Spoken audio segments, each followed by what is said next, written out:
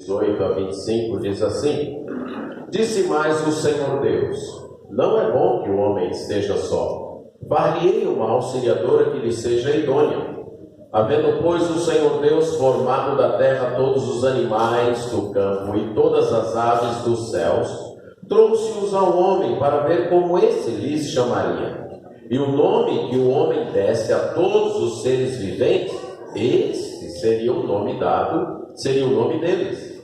Deu nome o homem a todos os animais domésticos, às aves dos céus e a todos os animais selváticos. Para o homem, todavia, não se achava uma auxiliadora que lhe fosse idônea.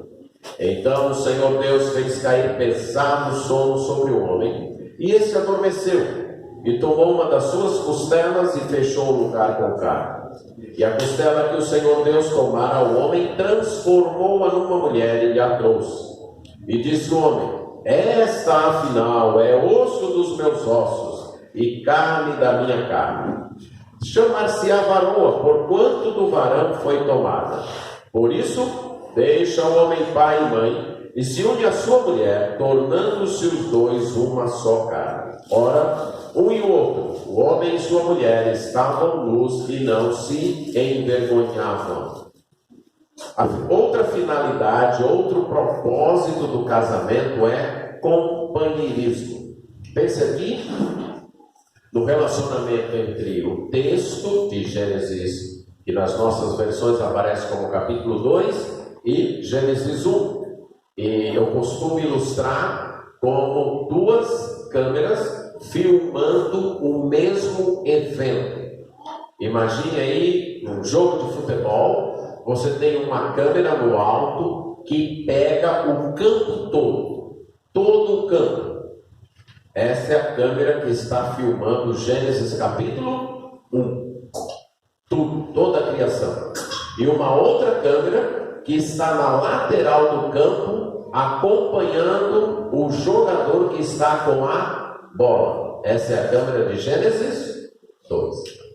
Ambas estão narrando o mesmo evento, a criação do ser humano no sexto dia.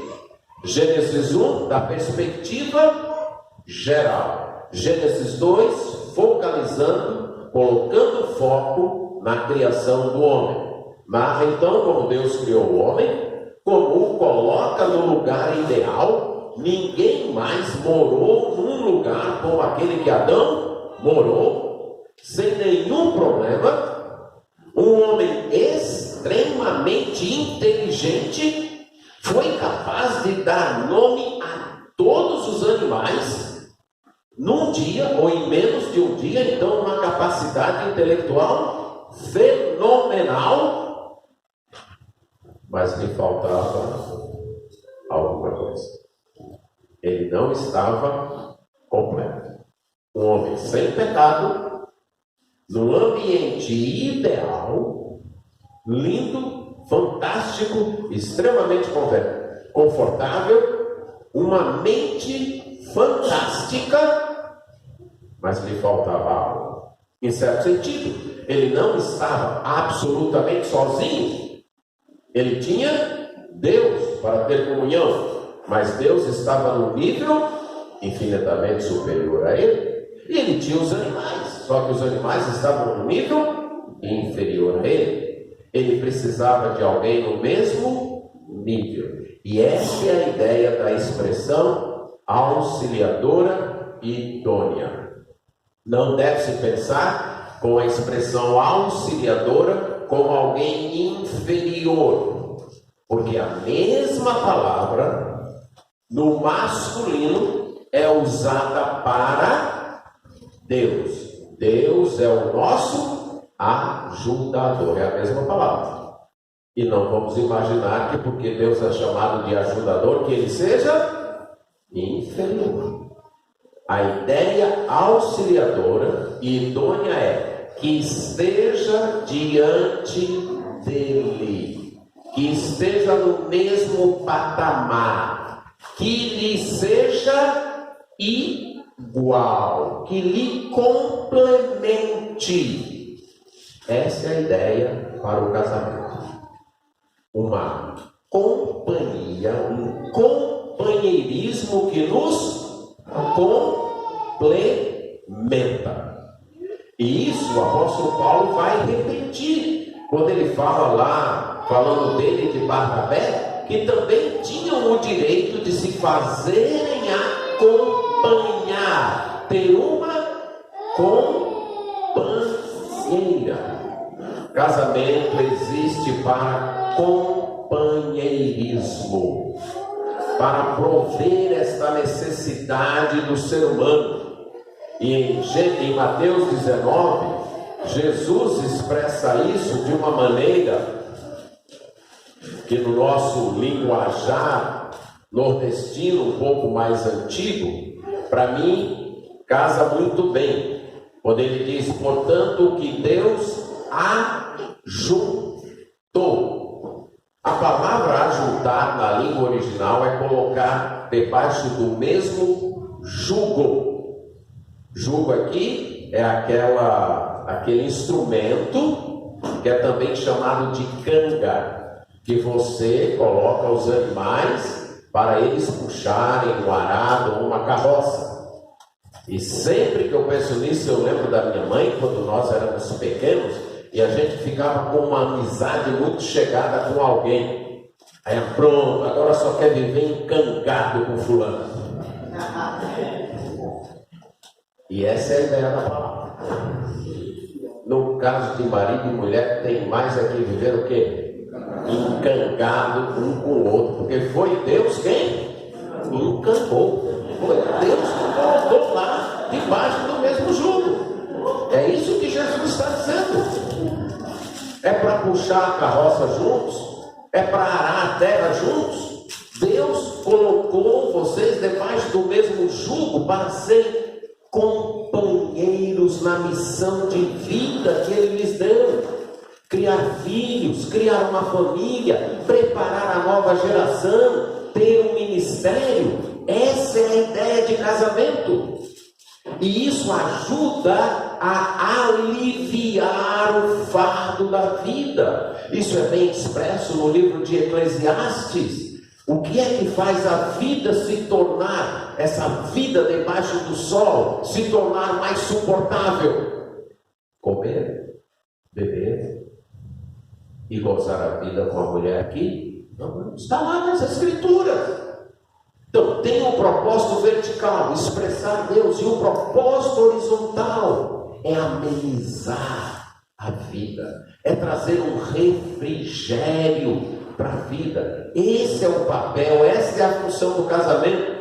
Um dos problemas para as crises é que as pessoas talvez não tenham entendido o propósito bíblico do casamento. Mas esse é o propósito: expressar Deus, revelar Deus, testemunhar o relacionamento de Cristo com sua igreja e servir de companheirismo.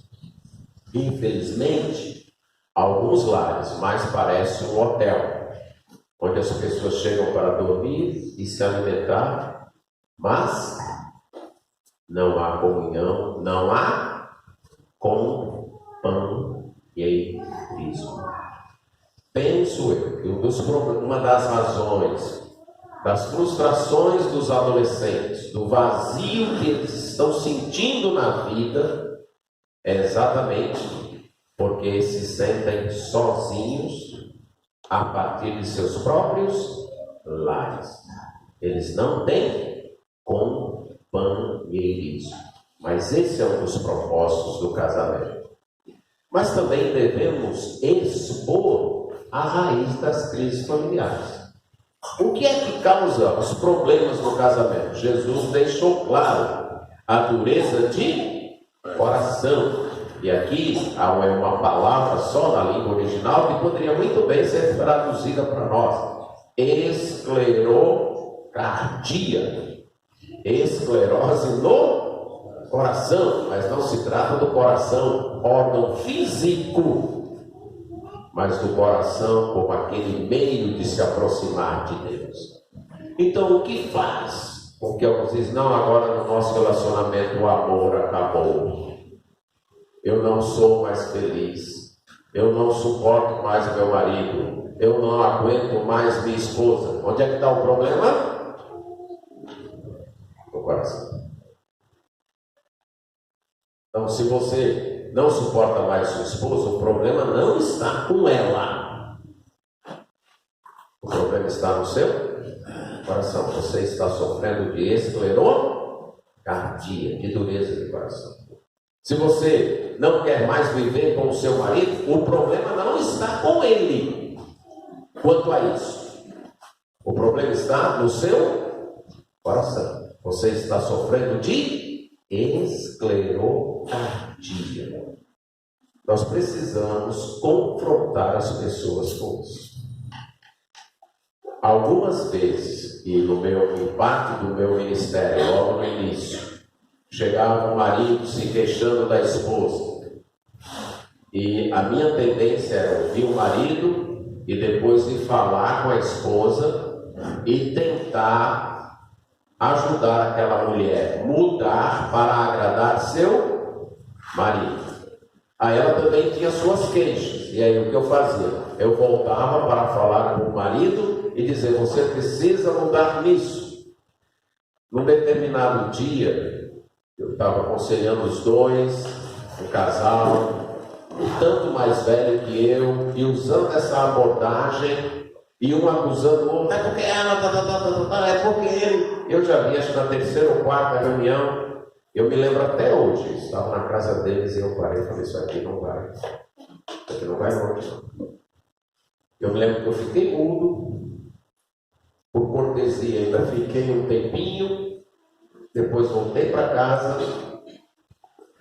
e descobri que a abordagem não é essa. A abordagem é: o homem chegou se queixando da esposa. Bem, meu irmão, sua esposa não está aqui. Quem está aqui é: vamos ver o que Deus quer mudar com sua ou em sua vida. Vamos tratar com você. Mudar sua esposa é problema de Deus. Não é nem seu e nem meu. O que eu descobri? Eu estava sendo manipulado.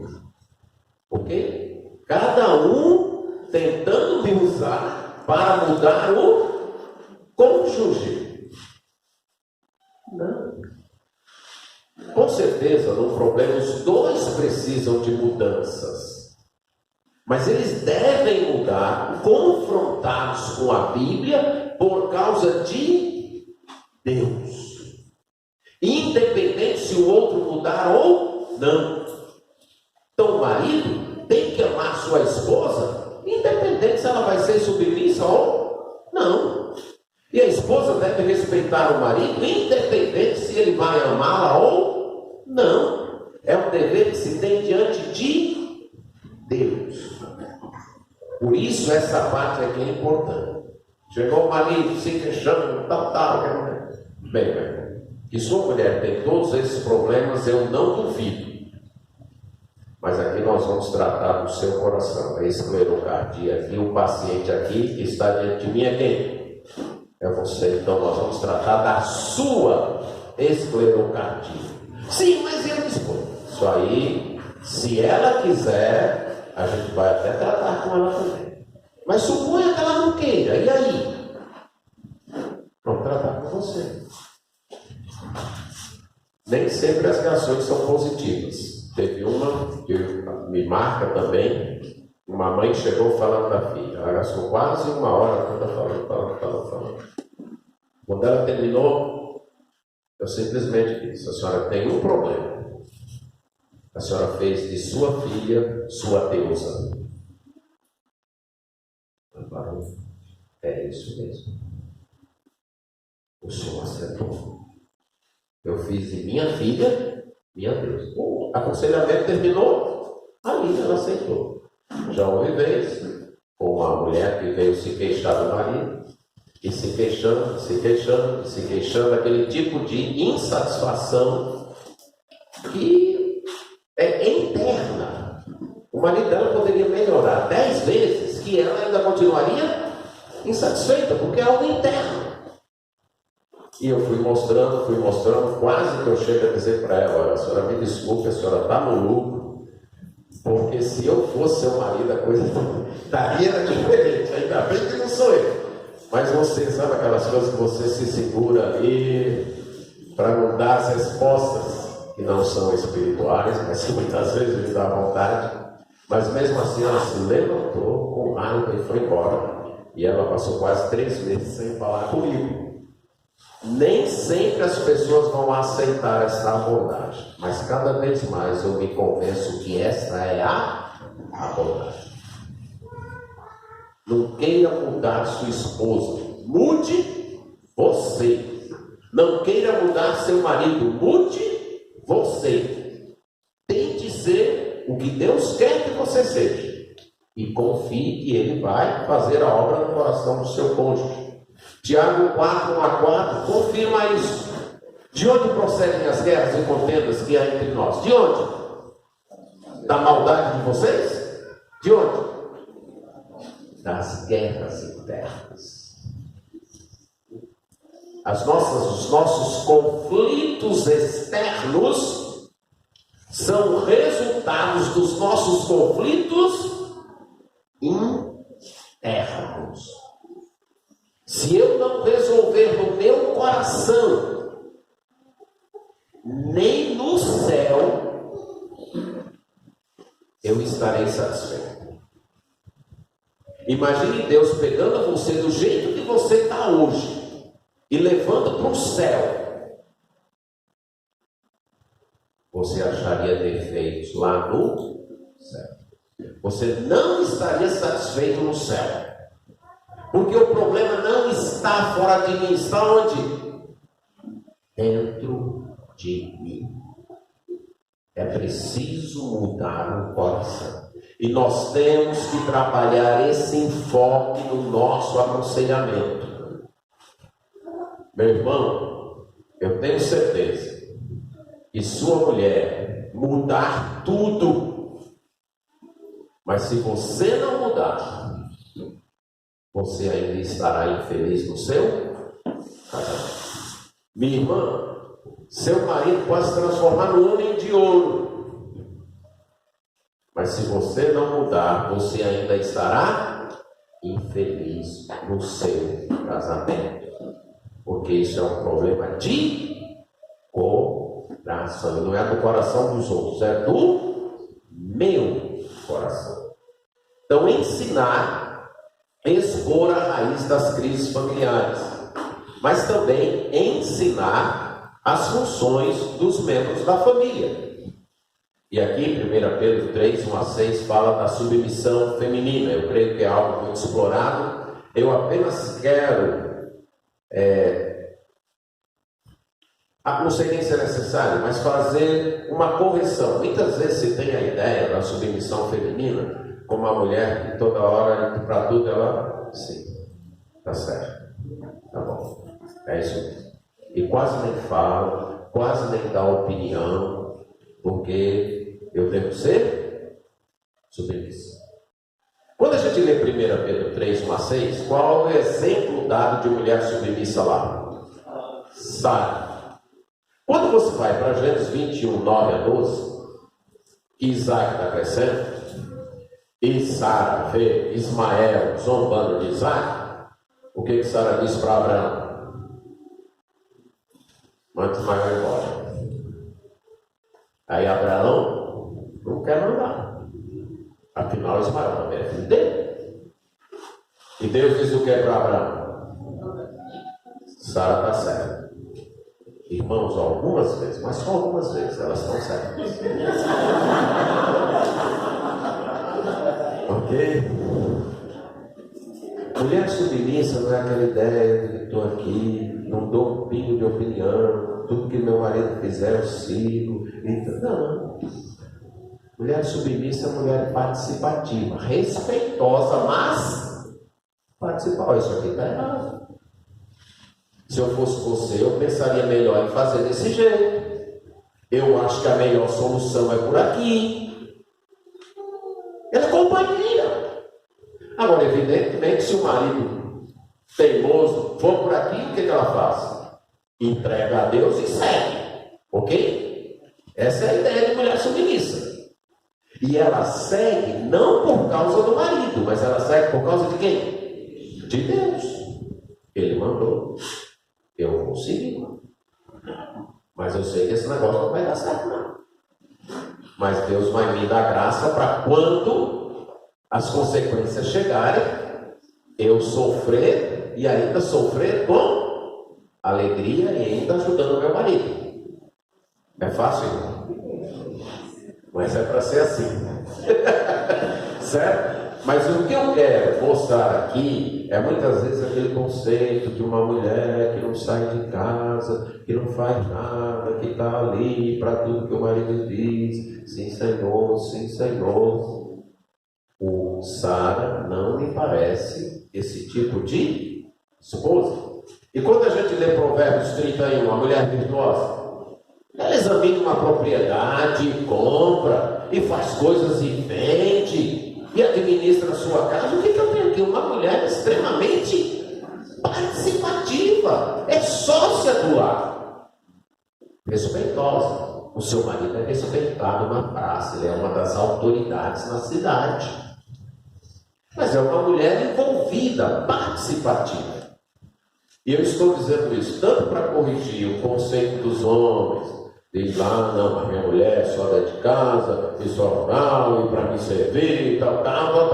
Porque a Bíblia manda ser submissa. Não me parece esse o conceito de submissão que a Bíblia está ensinando. Certo? É uma submissão, sim, respeitosa, mas participativa. Ela é sócia do lar. Ela é companheira no lar.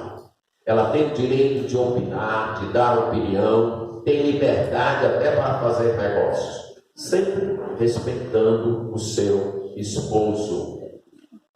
Quanto ao marido, 1 Pedro 3,7 diz, que os maridos devem ter consideração por suas esposas, certo?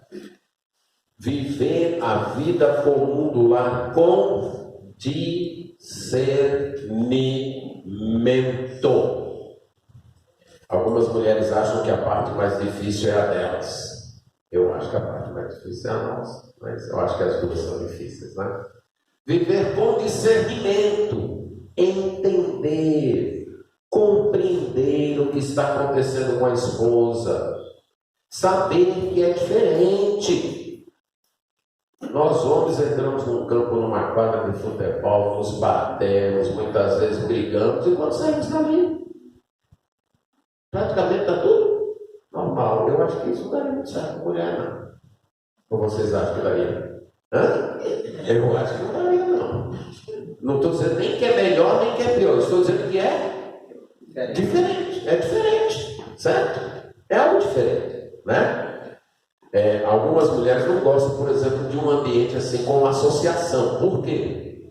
Porque muitas vezes saem algumas brigas, alguns desentendimentos, e parece que isso as deixa inseguras, especialmente no ambiente de igreja. A gente praticamente está um tanto acostumado com essas coisas. Deve ter discernimento, saber e poupar sua esposa quanto a isso. Ok? Ela é parte mais frágil. Quem tem que aguentar as pancadas somos nós. Ok? O mundo está carecendo de machos, não no sentido sexual, mas no sentido de assumir as coisas. Não, se alguém vai levar pancada aqui, sou eu. A responsabilidade é minha. A geração, não sei se vocês percebem isso em suas igrejas, mas há uma carência de masculinidade, não no sentido sexual, mas masculinidade em nossas igrejas, de homens que queiram assumir as funções de liderança, enfrentar os problemas. A maioria das vezes quem aparece para isso? As mulheres. Os homens ficam lá atrás, covardemente se escondendo. E isso começa no lar. E os maridos devem dar exemplo disso para os filhos. Eles devem enfrentar as feras do mundo, protegendo suas esposas. Ela é a parte mais frágil. E frágil aqui, não só no sentido de que merece proteção, mas de que é também algo precioso e que deve ser tratado com dignidade, como um grande tesouro, como algo que deve ser levado com muito carinho. Agora, fazer isso não significa fazer tudo que a mulher quer. Romanos 15, 2 diz que nós devemos agradar os outros naquilo que é bom para edificação. E novamente, covardemente, para evitar confusão, muitas vezes nós homens fazemos o quê? Sabemos que não vai dar certo. Eu me lembro, meu pai funcionava como conselheiro na igreja que nós crescemos. E algumas vezes a gente acabava ouvindo as conversas, né? E eu me lembro de um senhor dizendo: olha, eu só deixei a fulana, se referir à esposa, fazer isso, porque senão era confusão o resto do ano. E mais tarde, conhecendo um pouco a esposa dele, eu sabia que ele estava certo, seria confusão mesmo o resto do ano. Mas, irmãos, algumas vezes a gente vai ter que optar entre ter confusão com a mulher ou ter confusão com Deus. E o meu conselho é que a gente escolha ter confusão com a mulher. Ok?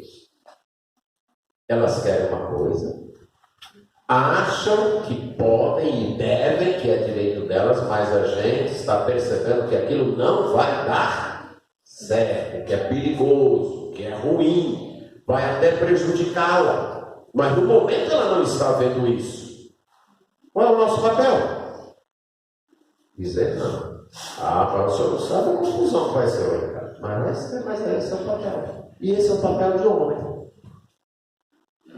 Dizer não, mesmo que tenha que sofrer as consequências. É para isso que nós fomos feitos homens.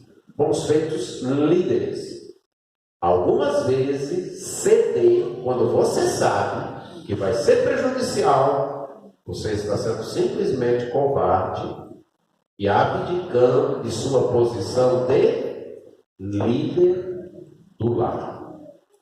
Colossenses 3,19 fala para não tratar a mulher com amargura, viver de tal maneira que não seja uma mulher frustrada e amargurada.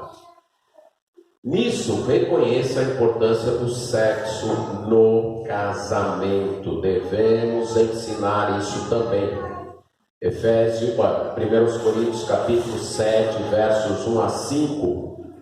Quanto ao que me escrevestes, é bom que o homem não toque mulher, mas por causa da impureza, cada um tem a sua própria esposa, e cada um o seu próprio marido. O marido conceda à esposa o que lhe é devido, e também semelhantemente a esposa ao seu marido. A mulher não tem poder sobre o seu próprio corpo, e sim o marido. E também semelhantemente o marido não tem poder sobre o seu próprio corpo, e sim a mulher. Não vos priveis um ao outro, salvo talvez por mútuo consentimento, por algum tempo, para vos dedicardes à oração e novamente vos ajuntardes, para que Satanás não vos tente por causa da incontinência. Há muitos princípios aqui, não dá tempo verificar tudo. Quero destacar alguns. Sexo no casamento é dívida. Quando a gente casa, a gente contrai dívidas, né? E tenta se livrar delas o mais rápido possível. Mas essa dívida aqui, eu espero que você não tenha raiva quando tiver que pagar e nem que pague só uma vez por mês, certo? Essa dívida é contraída no casamento, que é a dívida de promover o prazer sexual do cônjuge. O esposo, a esposa e a esposa ao marido. É dívida, é dever. não tem poder mais nessa área sobre o seu próprio corpo. Você, ao casar, concedeu os direitos do seu próprio corpo ao seu cônjuge. Outro destaque, e isso é tanto para o homem como para a mulher. Aqui o que nós temos é uma mútua submissão. Nesse contexto, tanto a esposa deve ser submissa ao marido, como o marido submisso à esposa. Em outras palavras, não é só quando o homem quer, é também quando a mulher quer e precisa. Quando você lê Cantares, você vai ler com atenção, você vai ver que na maioria das vezes a iniciativa em Cantares é da mulher. É ela que toma a iniciativa. Fomos muitas vezes criados numa cultura em que deixa transparecer que é só o homem que tem que tomar a iniciativa, é só ele que precisa, é só ele que tem que ter prazer. Não. E não vos priveis de um ao outro. Isso é abrir a porta para a tentação.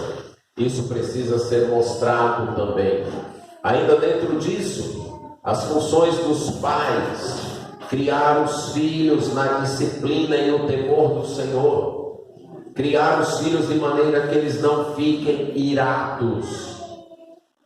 Deus nos fez pais para disciplinarmos, educarmos os nossos filhos. Nós temos que assumir isso. Algumas vezes nós